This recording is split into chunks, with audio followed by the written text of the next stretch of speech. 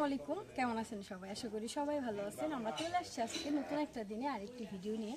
আজকের ভিডিওটা হচ্ছে উন্নত জাতের একটা গাভী নিয়ে, সাথে হচ্ছে বকনা বাচ্চা। মাশাআল্লাহ, বকনা বাচ্চাটাকেও দেখাবো, গাভীর দুধ নিয়েও কথা বলবো, বিয়ানি কয়টা এটা নিয়েও কথা বলবো। বিস্তারিত থাকবে আমাদের আজকের ভিডিওতে। তো প্রথমত এটা যদি জাতের কথাটা বলি, জাতটা হচ্ছে আপনার হলস্টেইন ফ্রিজিয়ান, যেটা হচ্ছে আপনার আমাদের বাংলাদেশের কোনো জাত না। এটা হচ্ছে বাহিরের যে সিমেন্টগুলো থাকে সেগুলোর থেকে জাত উন্নতর মাধ্যমে এই জাতগুলো আমাদের বাংলাদেশে বংশ বিস্তার করতেছে। তো এটা এখন বাচ্চা দিচ্ছে এবং হচ্ছে বাচ্চার বয়স কয়দিন এবং দুধ কত লিটার করে আদৌ হচ্ছে, দাম কি, সেগুলো নিয়ে আমরা আজকে কথা বলবো। প্রথমত আমি তোমার বাবা কোথায় দেখো, ভাই একটু এদিকে আসেন। বাচ্চার বয়স কয়দিন? কালকে বিয়েছে, তাহলে মানে আজকে 2 দিন, গতকাল আজকের দিন দিয়ে 2 দিন। এটা কি মানে কয় বাচ্চা হইলো এবার দিয়ে? প্রথম বাচ্চা। এটা আমি বলতাম, আমি ওনার মুখ থেকেই শুনলাম, কারণ আপনারা যদি কাছ থেকে দেখেন দেখলে বুঝতে পারবেন। এটা পয়লটি একটা বকনা ছিল, বকনার থেকে গাভী হচ্ছে কালকে বাচ্চা দিচ্ছে।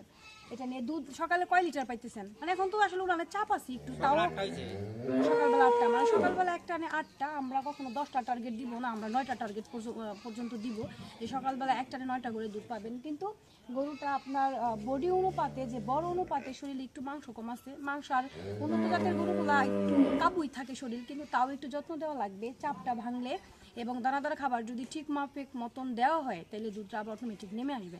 তো এর জন্য আপনারা হচ্ছে যারা ভালো জাত খুঁজতেছেন, ভালো বডি খুঁজতেছেন, তাদের জন্য এই গরুটি, কারণ এটার মধ্যে থেকে ভালো ভালো বাচ্চা আনতে পারবেন। অলরেডি একটা বাচ্চা এটার হয়ে গেছে, যেটা মানে আমরা কি বলবো, আর বাচ্চাটা খুবই কান ছোট এবং মানে হলস্টেইন ফ্রিজিয়ান। ওর মা যেমন মানে মার থেকেও হাইব্রিডের বাচ্চা আসছে এটা। আর এই গাভীর থেকে যদি আপনারা এসিআই ব্রাক এরকম যদি কয়েকটা সিমেন্ট থেকে যদি আপনারা দেখা যায় যে পরপর বাচ্চা আনতে পারেন, আমি মনে করি না ওই খামারে ওই আপনার 3 লাখ 3.5 লাখ টাকা দিয়ে গাভী কেনার কোনো প্রয়োজন আছে।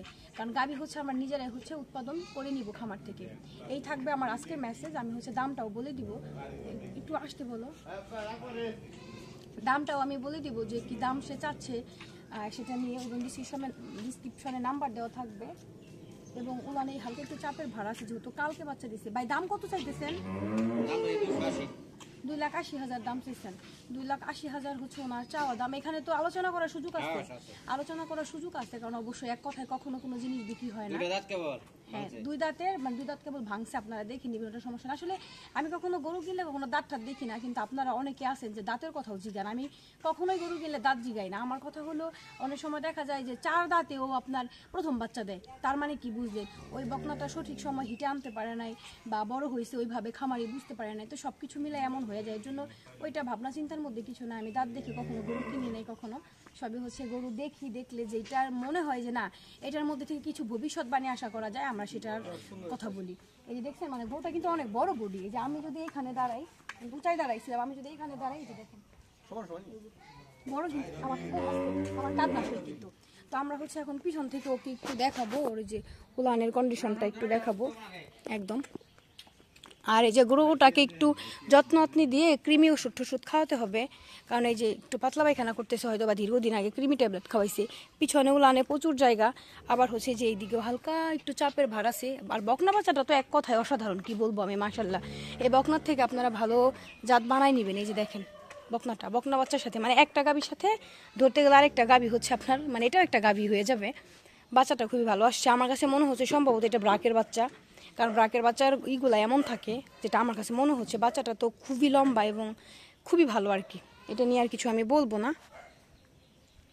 এই তো এই ছিল আমাদের আজকের ভিডিও। সবাই ভালো থাকেন, সুস্থ থাকেন। নেক্সট আবার দেখা হচ্ছে। আল্লাহ হাফেজ।